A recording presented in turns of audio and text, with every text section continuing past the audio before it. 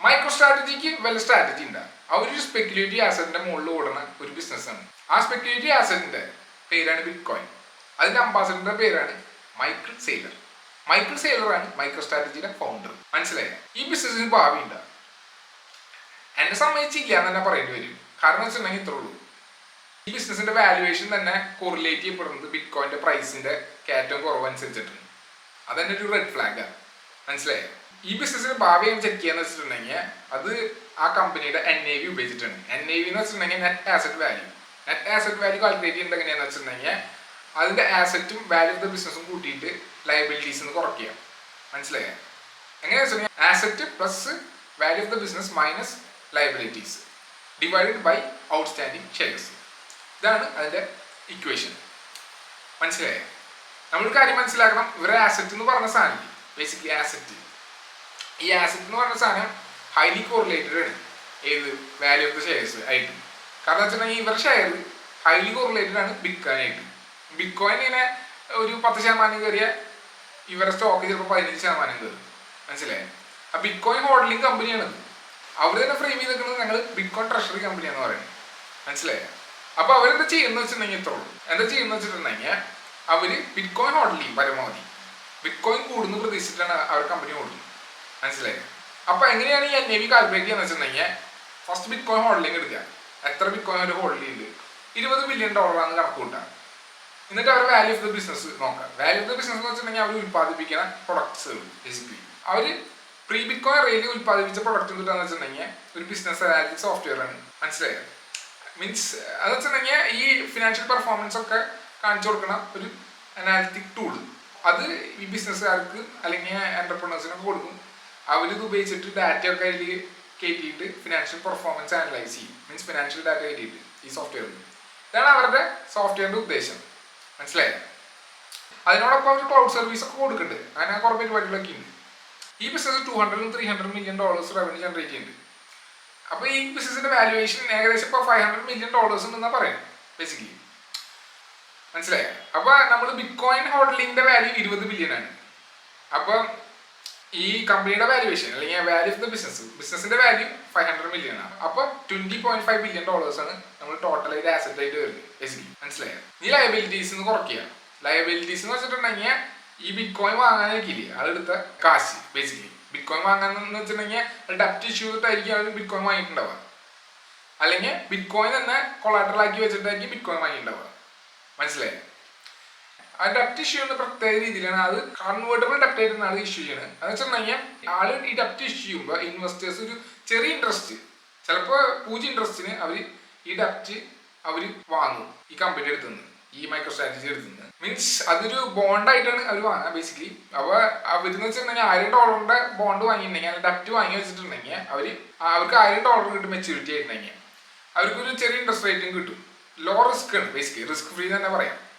അതുകൊണ്ടൊക്കെയാണ് ആൾക്കാർ ഇത് വാങ്ങുന്നത്. അതിനോടൊപ്പം കമ്പനിക്ക് ലിക്വിഡിറ്റിയും കിട്ടും. എന്തിന്? അവർക്ക് ബിറ്റ് കോയിൻ വാങ്ങാൻ. മനസ്സിലായോ?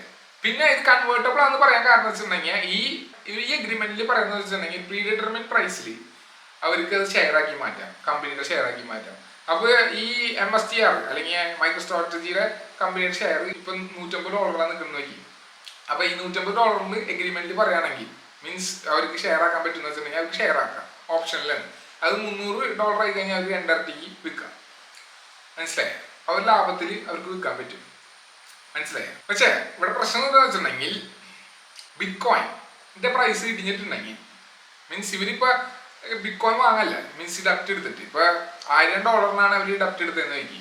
മീൻസ് അപ്പൊ ഇൻവെസ്റ്റേഴ്സിന് കിട്ടുന്ന ഇൻട്രസ്റ്റ് റേറ്റും $1000 മെച്യൂരിറ്റിക്കും അവർക്ക് കിട്ടും അല്ലെ. ഇവർ $1000 അവരുടെ കയ്യിലിരിക്കുന്നത്.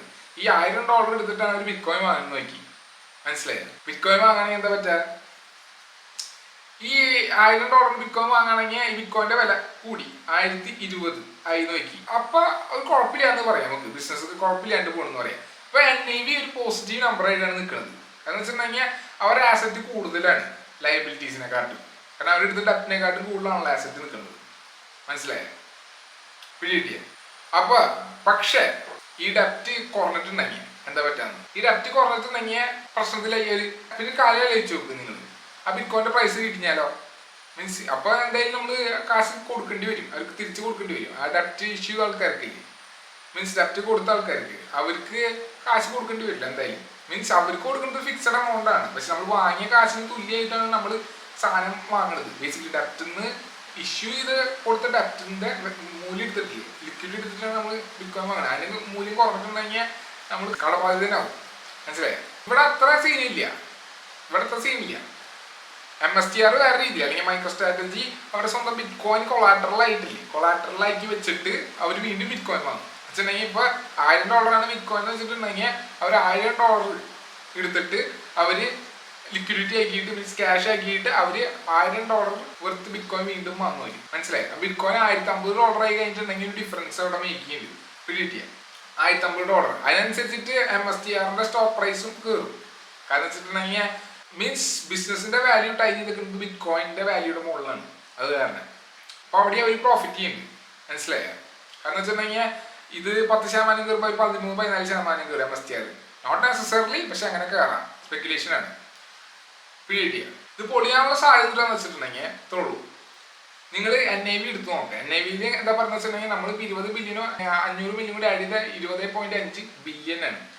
അത് നമ്മൾ നെഗറ്റീവ് എടുക്കാൻ നോക്കി, മീൻസ് നെഗറ്റീവ് ലയബിലിറ്റീസ് എന്ന് പറഞ്ഞിട്ടുണ്ടെങ്കിൽ ചിലപ്പോൾ ഇപ്പൊ നിങ്ങൾ ആലോചിച്ചോളൂ, 20 ബില്യൺ ആണ് എടുത്തതെന്ന് വെച്ചിട്ടുണ്ടെങ്കിൽ അവര് ഡെപ്റ്റ് ഇഷ്യൂ ചെയ്തിട്ട് അവർ $20 ബില്യൺ അവർ $20 ബില്യൺ കൊടുത്ത് ബിറ്റ്കോയിൻ വാങ്ങി വെച്ചിട്ടുണ്ടെങ്കിൽ അവരിൽ 20 ബില്യൺ ലയബിലിറ്റീസ് അവരുടെ കയ്യിലിരിക്കുന്നുണ്ട്. പിന്നെ 20.5 ബില്യൺ ആണ് അവരുടെ മീൻസ് ആസെറ്റ് ആയിട്ട് ഇരിക്കുന്നത് ബേസിക്കലി. മനസ്സിലായി? Divided by total outstanding shares. Outstanding shares എന്ന് വെച്ചിട്ടുണ്ടെങ്കിൽ നിലവിലുള്ള കമ്പനിയുടെ individual price multiplied by total outstanding share നോക്കാം. അപ്പോൾ ഒരു 20 ബില്യൺ തന്നെ നോക്കാം. നമുക്ക് $20-25 ബില്യൺ ഒക്കെ കിട്ടും. മനസ്സിലായി? 20 ആണെങ്കിൽ 25-26 ബില്യൺ ആയിരിക്കും ഇപ്പൊ വാല്യൂവേഷൻ വരുന്നത് ടോട്ടൽ കമ്പനിയുടെ. അപ്പൊ കുഴപ്പമില്ല. അപ്പൊ മീൻസ് NAV കൂടുതലാണ്. അപ്പൊ നമുക്ക് പറയാം NAV ഗ്രേറ്റർ ദാൻ 1. അപ്പൊ ബിസിനസ് നന്നായിട്ട് നീങ്ങുന്നുണ്ടെന്നാണ് അർത്ഥം ബേസിക്കലി. മനസ്സിലായോ? പക്ഷെ NAV കുറഞ്ഞു പോയിട്ടുണ്ടെങ്കിലോ എന്താ പറ്റുക? NAV കുറഞ്ഞു പോയി ലയബിലിറ്റീസ് കൂടി എന്നർത്ഥം ആസറ്റിനെക്കാട്ടും.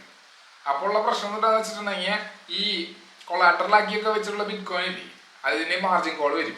മാർജിൻ കോൾ വന്നു വെച്ചിട്ടുണ്ടെങ്കിൽ ബാങ്കുകളിൽ ചോദിക്കും ഒരു ശതമാനം, മീൻസ് ആ 1-to-1 റേഷ്യോയിൽ മെയിൻറ്റെയിൻ ചെയ്യാൻ പറയും. മീൻസ് എത്ര നിങ്ങൾ എടുത്തു കൊളാറ്ററലായിട്ട് അത്രയും തുല്യമായിട്ടുള്ള ബിറ്റ് കോയിൻ നിങ്ങൾ വെക്കി, അല്ലെങ്കിൽ വേറെ ഫോമിൽ ക്യാഷ് അവിടെ വെക്കി എന്ന് പറയാം. അല്ലെങ്കിൽ നിങ്ങൾ കൊളാറ്ററലൈസ്ഡ് ആയിട്ടുള്ള ആസറ്റ്, മീൻസ് നിങ്ങൾ കൊളാറ്ററലാക്കി വെച്ച ആസറ്റ് അതിന് തുല്യമാക്കാൻ പറയും. അപ്പോൾ $1000 ബിറ്റ് കോയിൻ വെച്ചിട്ടുണ്ടെങ്കിൽ $950 ആയി വെച്ചിട്ടുണ്ടെങ്കിൽ അപ്പൊ നമ്മളെന്താ വെച്ചാൽ നമ്മുടെ കയ്യിലിരിക്കുന്ന കുറച്ചും കൂടെ ബിറ്റ് കോയിൻ എടുത്തിട്ട് വീണ്ടും വെക്കുക. നമ്മൾ ബേസിക്കലി ഒരു $50 ബിറ്റ് കോയിനും കൂടി നമ്മൾ കയറ്റി വെക്കുന്നത്. ബിറ്റ് കോയിന്റെ വില കുറവാണ്, കൂടുതൽ ബിറ്റ് കോയിൻ വെക്കണം, എന്നാലാണ് ആ റേഷ്യോ സെയിം ആവുള്ളൂ. മീൻസ് കൊളാറ്ററൽ എത്ര എടുത്ത് വെച്ചു അതിനനുസരിച്ച് ഡെപ്റ്റ് എത്ര നമ്മൾ എടുത്തു എന്നുള്ളത്.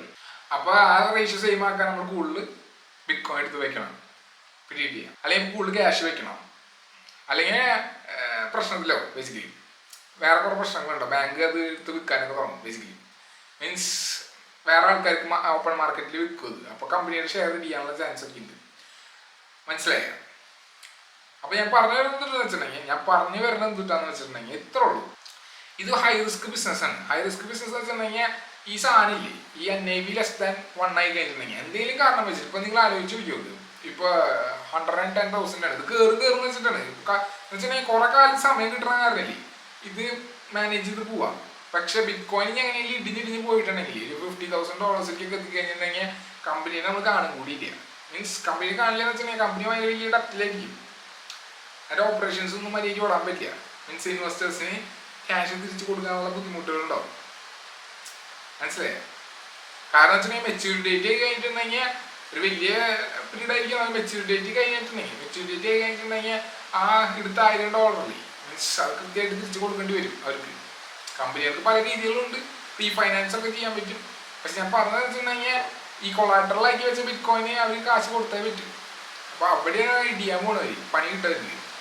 ബേസിക്കലി ബിറ്റ് കോയിൻ എന്ന് പറഞ്ഞ സാധനം മൈക്കിൾ സെയിലറിന്റെ ജീവൻ. കാരണം വെച്ചിട്ടുണ്ടെങ്കിൽ ആള് മരിക്കേണ്ടി വരും അതിന് വേണ്ടി. അതായത് ആൾ അംബാസഡറാണ്. ഇത് കയറും പറഞ്ഞിട്ട് കേറ്റി കൊണ്ടുവരാൻ നോക്കുന്നത്. മനസ്സിലായി? ഇതാണ് അയാളുടെ ഗെയിം ബേസിക്കലി. ഇത് ഇടിഞ്ഞിടിഞ്ഞിടിഞ്ഞ് പോയിട്ടുണ്ടെങ്കിൽ നമ്മൾ ബാക്കിയുള്ള കമ്പനികളെ പോലെ നമ്മൾ പണ്ട് കുറെ കമ്പനികൾ കണ്ടിട്ടുണ്ടായി, വലിയ വലിയ വാല്യൂഷനുള്ള കമ്പനികളൊക്കെ. കമ്പനി ഇടിഞ്ഞിടിഞ്ഞ് പപ്പടായി പോയി. അതുപോലെ ഇതും ഒരു ഇടിഞ്ഞു പോകാനുള്ള സാധ്യതയുണ്ട്. മനസ്സിലായോ? നിങ്ങൾ ആലോചിച്ചത് നാളെ ബിറ്റ് കോയിന് 150 എത്തി. അപ്പോൾ നല്ല പ്രോഫിറ്റ് ഉണ്ടാക്കും അവർ. കണ്ടമാനം പ്രോഫിറ്റ്സ് അവർ കിട്ടും. അവർ 150 ഒക്കെ കിട്ടുകയാണെങ്കിൽ സ്ട്രാറ്റജി വെച്ച് നോക്കുകയാണെങ്കിൽ മനസ്സിലായി. പക്ഷെ ഇവര് അങ്ങനെയല്ല, ഇവര് ഹൈ റിസ്ക് ആകാം. കുറച്ചുകൂടി കയറി കഴിഞ്ഞാൽ വീണ്ടും വീണ്ടും വാങ്ങിക്കും. അവർ വിചാരം വെച്ചിട്ടുണ്ടെങ്കിൽ ബിറ്റ് കോയിൻ ഒരു ഇക്വിലിബ്രിയത്തിൽ എത്തുന്നെന്ന് പറയും. ഭാവിയിൽ ബിറ്റ് കോയിൻ ആയിരിക്കും മെയിൻ സെന്റർ, മീൻസ് ഫൈനാൻസിന്റെ, മീൻസ് എല്ലാതും ബിറ്റ് കോയിനിൽ കൂടെ ഓടുന്നൊക്കെയാണ് ആൾ വിശ്വസിക്കുന്നത്. മനസ്സിലായി? നിൽക്കാനാണ് ഏറ്റവും പവർഫുൾ ആയിട്ടുള്ള ആസെറ്റ്. എല്ലാവരും അത് വാങ്ങി വയ്ക്കും സ്റ്റോർ ഓഫ് വാല്യൂ ആയിട്ട്, അതാണ് വിശ്വസിക്കുന്നത്. അപ്പൊ എത്ര വാങ്ങിയാലും ഇന്ന് അന്നൊരു കാലഘട്ടത്തിൽ, ആ ഫ്യൂച്ചർ കാലഘട്ടത്തിൽ ബിറ്റ് കോയിനെ ഇപ്പൊ വാങ്ങിയവർക്ക് എപ്പോഴും ലാഭമായിരിക്കും, വലിയ ലാഭം പോയി എന്നാ പറയുന്നത്. അപ്പൊ അവിടെ ഇക്വിബ്രിയത്തിൽ എത്തിക്കഴിഞ്ഞിട്ടുണ്ടെങ്കിൽ പിന്നെ സീനില്ല. ബേസിക്കലി 50%, 60%, 10% കയറിയാലും കുഴപ്പമില്ല. അത് മനസ്സിലായി? അതന്നെ റേറ്റിംഗ്. പക്ഷെ അയാൾക്ക് മനസ്സിലാക്കാത്തൊരു കാര്യം വെച്ചിട്ടുണ്ടെങ്കിൽ അതന്നെ റേറ്റീവാണ്. നാളെ ബിറ്റ് കോയിൻ ചിലപ്പോൾ ഇടിഞ്ഞ് $10 ആവാം. അപ്പൊ അയാളുടെ വലിയ മാമത്ത് സൈസ് ബിറ്റ് കോയിനില്ലേ, അയാളുടെ ബാലൻസ് ഷീറ്റിൽ ഇരിക്കുന്ന ബിറ്റ് കോയിൻ വെറും വേസ്റ്റ് ആയിരിക്കും. മനസ്സിലായി? അത് പൂജ്യത്തിക്ക് പോയിട്ടുണ്ടെങ്കിൽ അവ അയാള് ഭയങ്കര സ്ട്രാറ്റജി ഉള്ള ആളെന്ന് പറഞ്ഞിട്ട് കാര്യമില്ലേ. ഒരു സ്ട്രാറ്റജി ഇല്ലാന്ന് പറയും നമ്മള്. ഒരു സ്ട്രാറ്റജി ഇല്ലാത്ത മനുഷ്യൻ Michael Saylor, the man who doesn't have any strategy. അതുകൊണ്ട് ഞാൻ പറയുന്നത് അതുകൊണ്ടാണ് പറയുന്നത് Michael Saylor has no strategy. അതുകൊണ്ടാണ് പറയുന്നത് MicroStrategy has no strategy. അതെനിക്ക് പറയാനുള്ളത്. Thank you. Have a nice day.